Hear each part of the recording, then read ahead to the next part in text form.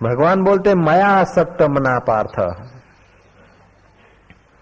मेरे में जिसकी प्रीति है, उपवास में, पानी पीने में, न पीने में, खाने में अथवा न खाने में, मिठाई में अथवा तीखे में, ये खंड खंड में प्रीति नहीं, मुझ अखंड में जिसकी प्रीति हुई है, ऐसे अर्जुन मैं तेरे को अपना समग्र स्वरूप सुनाता हूं। और जिसने भगवान के समग्र स्वरूप को जान लिया उसको और कुछ जानना बाकी नहीं बचता।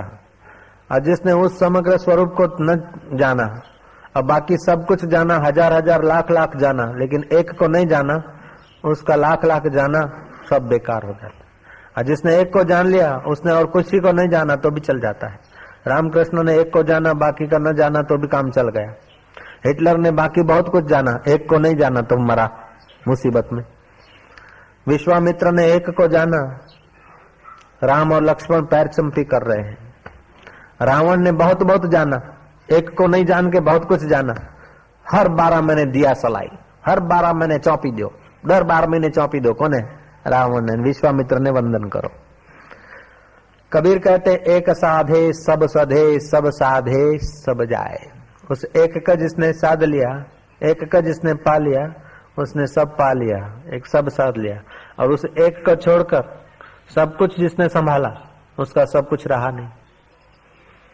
तो ईश्वर के लिए जगत छोड़ना पड़े तो चिंता की बात नहीं, लेकिन जगत के लिए जगदीश्वर का त्याग न किया जाए। लोग जगत के लिए जगदीश्वर की बलि दे देते, जो ईश्वर की बलि दे देते हैं उनकी बलि हो जाती है। और जो ईश्वर के लिए सब ऐश आराम की बलि दे देता है, ऐश आराम की चीजें उसके पीछे उसके चरणों में आकर पड़ती। जय जय। संसार के लिए ईश्वर का त्याग मत करो, ईश्वर के लिए संसार का त्याग करना पड़े तो करो, लेकिन संसार के लिए ईश्वर का त्याग ना करो। और अगर ईश्वर के लिए संसार का त्याग कर लिया, ईश्वर के लिए, तो ईश्वर सर्वत्र है, संसार का भी त्याग न होगा। ऐसे त्यागियों की नहीं।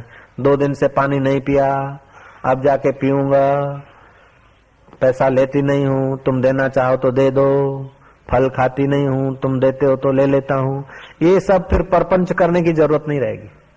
ओम ओम।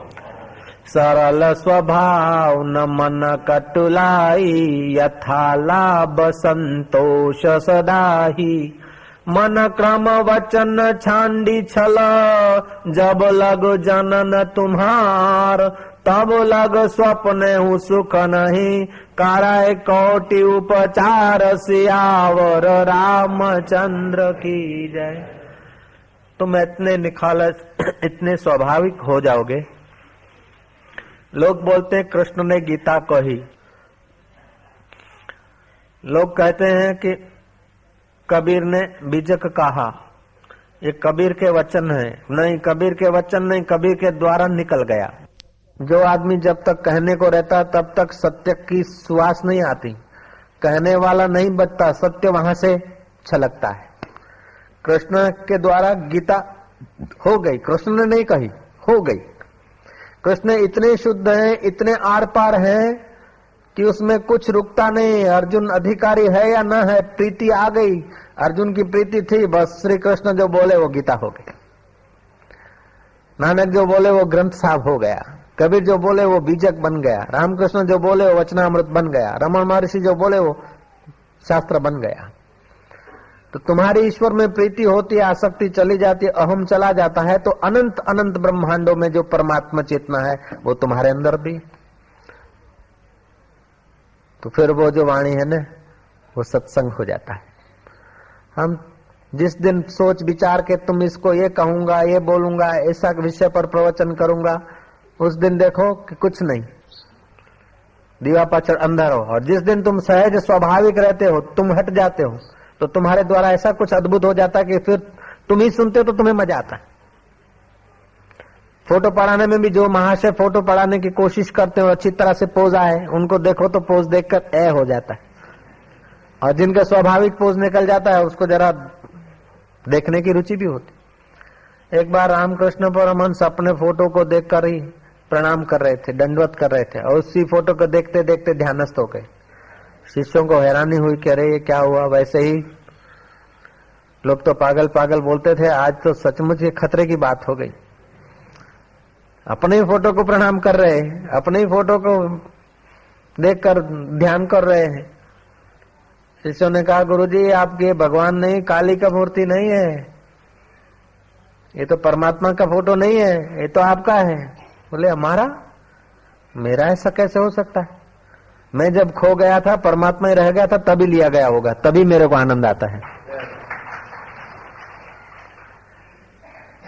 तो उन महापुरुषों का हम चित्र रखते हैं या देखते हैं, और जिसको देखकर हमारे हृदय में शांति आती है, वो समझ लेना कि उस वक्त वो ऐसी अवस्था में होंगे कि जिस रूप में तुम उनको देखते हो उस रूप में नहीं होंगे, जिस रूप में वो जगह है उस रूप में होंगे, तभी उनके चित्र का तुमको इतना आनंद मिलता है, इतनी प्रेरणा मिलती है।